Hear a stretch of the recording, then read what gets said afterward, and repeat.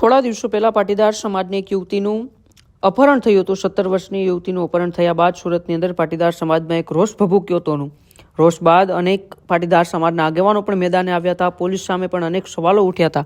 Sarthana police સ્ટેશનના પીઆઈની કાર્યવાહી સામે પણ સવાલો ઉઠ્યા હતા અને અંતે સુરત પોલીસ કમિશનરે સમગ્ર જે કેસ હતો સુરત ક્રાઇમ બ્રાન્ચને હેન્ડલ કરી દીધો હતો અને ત્યારબાદ ક્રાઇમ બ્રાન્ચે જ્યારે તપાસ વધુ હાથ ધરી ત્યારે ગઈકાલે જ્યારે એ આરોપી હતો તેમને પકડવામાં આવ્યો હતો અને આરોપીને પકડીને 17 વર્ષીય દીકરીને પ્રેમ જાળમાં ફસાવીને તેમણે જે દુષ્કર્મ આચર્યું હતું તેને લઈને જ 26 વર્ષના અરવિંદ પંચાસરાની ધરપકડ સુરત ક્રાઇમ બ્રાન્ચે કરી હતી। સાથે સાથે સુરત પોલીસ પણ તેમાં સંયુક્ત રીતે કામગીરી કરી હતી અને કામગીરી બાદ પાટીદાર સમાજની એવી માંગ હતી કે તેમનો વરઘોડો કાઢવામાં આવે અને સુરત ક્રાઇમ બ્રાન્ચ અને સુરત પોલીસે સાથે મળીને તે આરોપીનો વરઘોડો કાઢ્યો હતો અને જ્યારે વરઘોડો કાઢ્યો ત્યારે પાટીદાર સમાજના આગેવાનો વિજય માંગુકિયા સહિતના કેટલાય આગેવાનોએ સુરત ક્રાઇમ બ્રાન્ચ અને પોલીસ ઉપર પુષ્પ વર્ષા કરીને સુરત ક્રાઇમ બ્રાન્ચ જિંદાબાદના નારા પણ લગાવ્યા હતા।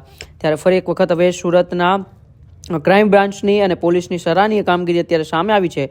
આરોપી સામે દાખલારૂપ કાર્યવાહી થાય તેવી પાટીદાર સમાજના અગ્રણીઓની જે માગ હતી એ માગ પોલીસે પૂરી કરી અને તેમનો વરઘોડો કાઢ્યો હતો અને અન્ય કોઈ વ્યક્તિ આ પ્રકારનું કૃત્ય આવનારા સમયમાં ન કરે તેવી પણ એક દાખલો અત્યારે સુરત ક્રાઇમ બ્રાન્ચ અને સુરત પોલીસે બેસાડ્યો છે। ત્યારે જ્યારે રિકન્સ્ટ્રક્શન કરી રહ્યા હતા અને જ્યારે તેમનો વરઘોડો કાઢવામાં આવ્યો ત્યારે ત્યાં ઉપસ્થિત લોકોએ પાટીદાર સમાજના આગેવાનોએ પુષ્પ વર્ષા કરીને સુરત ક્રાઇમ બ્રાન્ચ જિંદાબાદના નારા પણ લગાવ્યા હતા।